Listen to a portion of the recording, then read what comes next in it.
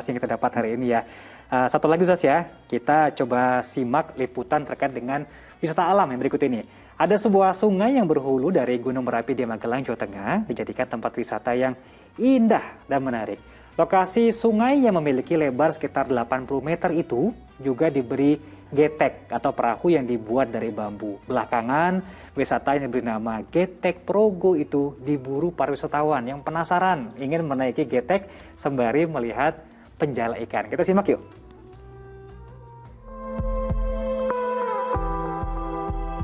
Sebuah lokasi wisata sungai yang berada di Desa Sambeng, Kecamatan Borobudur, Magelang, Jawa Tengah, belakangan ini diburu para wisatawan yang penasaran ingin menikmati suasana sungai sambil naik getek.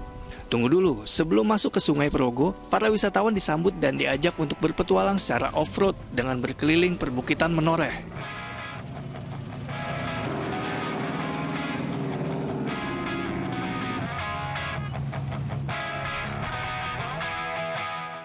Aliran sungai yang tenang, ditambah sejuknya udara menyambut siapapun yang berkunjung ke sini. Lokasi wisata baru yang sengaja dibuat oleh masyarakat setempat sengaja memanfaatkan indahnya Sungai Progo dari aliran air yang berhulu di Gunung Merapi. Selain indah, sungai yang memiliki lebar sekitar 80 meter ini juga digunakan oleh warga untuk mencari ikan. Kita berharap semakin kuat daya tariknya dan bisa menarik sebanyak-banyaknya wisatawan ke Borobudur dan Magelang pada umumnya. Setelah mengarungi sungai, para wisatawan dapat menikmati makanan tradisional dan kelapa muda untuk menghilangkan dahaga. Selain agar tak tertelan dengan kemajuan zaman, wisata Sungai Progo juga berbasis kebudayaan. Sangat mengesankan, Mbak. Indah pemandangannya, syahdu juga, suasananya sejuk sekali gitu. Pokoknya penuh kenangan.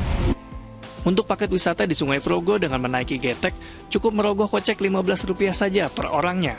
Sedangkan untuk berkeliling jeep off-road Bukit Menoreh, satu paket jeepnya yang diisi oleh maksimal 4 orang cukup dengan harga Rp350.000.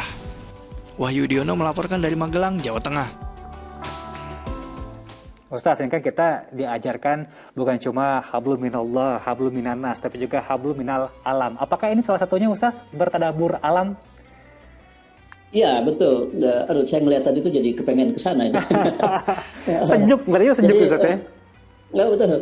Betul, selain kita diajarkan untuk menjaga hubungan dengan Sang Pencipta, dengan Allah ya, kemudian dengan sesama manusia, juga dengan lingkungan, makhluk hidup lainnya, hewan, tumbuhan, gunung, sungai, dan seterusnya.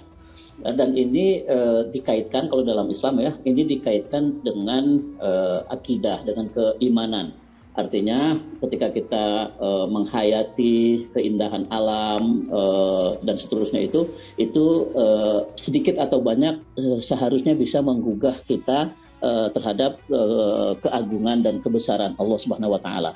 Nah, di dalam Al-Qur'an kan disebutkan afala yanzuruna ilal ibili kaifa khuliqat. Tidakkah mereka melihat bagaimana unta diciptakan? Itu artinya kan ketika kita berwisata ke wilayah-wilayah yang ada ontanya, dalam hal ini mungkin Arab Saudi atau Mesir atau negara-negara padang pasir, kita tidak sekedar menikmati padang pasirnya atau ontanya, tapi kita berpikir bagaimana onta ini bisa diciptakan oleh Allah, bagaimana pengembangbiakannya, dan seterusnya, sehingga semakin menambah kekuatan iman kita kepada Allah. Jadi benar sekali kalau wisata itu sebenarnya cara meningkatkan keimanan yang baik, yang efektif gitu ya, tidak dengan cara yang menakutkan atau tidak dengan cara yang formal, justru dengan cara yang enjoy, kita nikmati alam, tapi pada saat yang sama bisa menimbulkan rasa kekaguman kita terhadap Sang Pencipta. Nah, sekaligus juga nanti pada saatnya akan muncul rasa tanggung jawab kita untuk menjaga lingkungan itu yang memang menjadi kepentingan manusia. Bayangkan kalau orang melakukan semaunya ya terhadap sungai, pencemaran gitu, buang sampah sembarangan. Tentu nanti yang akan merasakan akibatnya ya manusia sendiri. Hewan-hewan akan menjadi korban, tapi yang paling besar merasakan akibatnya adalah manusia. Jadi gitu, saya kira soal wisata ini kita temukan juga di dalam Islam ini ada anjuran bagaimana mentadaburi atau merasakan, menghadirkanlah keagungan Allah dan alam semesta ciptaannya itu di dalam diri kita. Masya Allah, jadi bukan cuma relaksasi tapi juga sekaligus ibadah Ustaz ya, dengan mensyukuri nikmat Allah. Selain tadi pesan Ustaz untuk jaga lingkungan, salah satu dengan juga menjaga kebersihan lingkungan, jangan buang sampah sembarangan. Jangan lupa 3M Ustaz ya, jaga jarak, Oh iya. pakai masker dan juga cuci tangan. Ustaz, terima kasih banyak atas waktunya, seluruh tausiahnya juga. Semoga berkah ini Ustaz ilmunya buat kita dan juga buat Ustaz. Semoga sehat-sehat. Amin. Sampai ketemu lagi Ustaz di episode berikutnya ya. Di segmen 2 ini kita tutup dulu. Terima kasih. Wassalamualaikum warahmatullahi wabarakatuh. Waalaikumsalam warahmatullahi wabarakatuh.